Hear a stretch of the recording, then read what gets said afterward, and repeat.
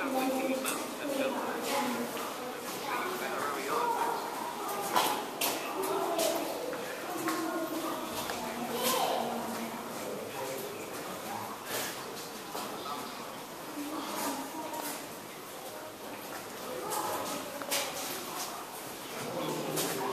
the coins, did you?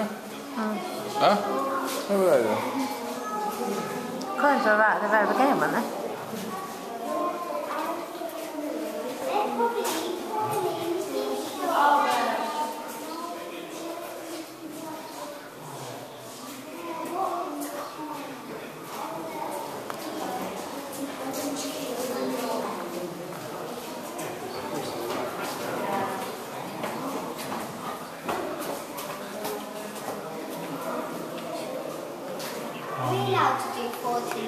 One, two, three, This section does not contain the commentary.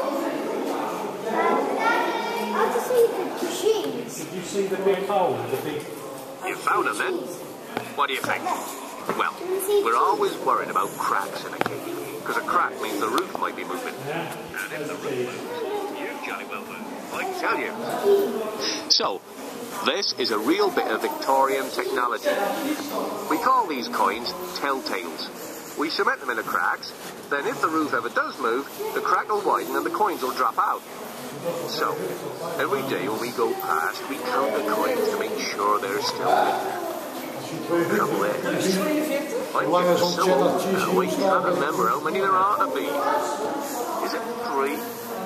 I'm sure it was 4 yesterday. Oh well, never mind.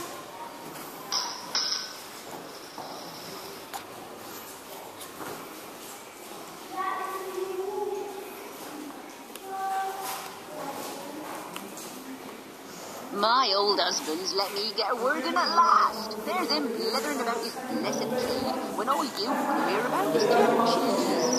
It's the world's best-selling cheese, and it was invented right here in Cheddar more than 1,000 years ago. By Elizabethan times, it was famous throughout the land for its taste, and it travelled well because it didn't go off. All the local farms had a dairy, and they all used to club together so that each day they all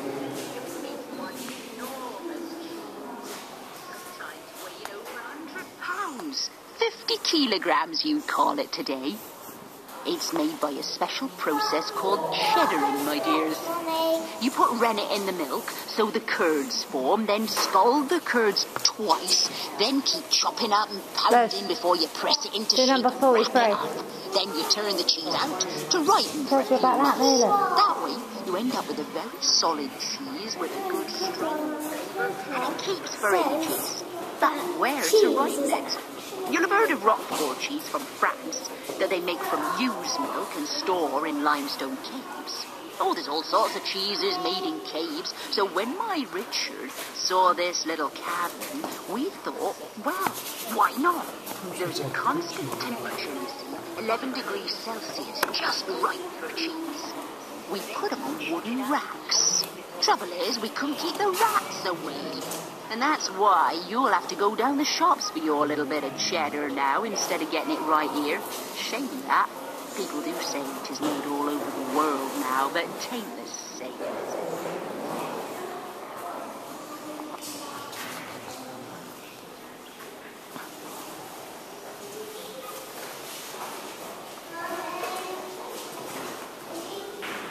Now then, stalactites and stalagmites.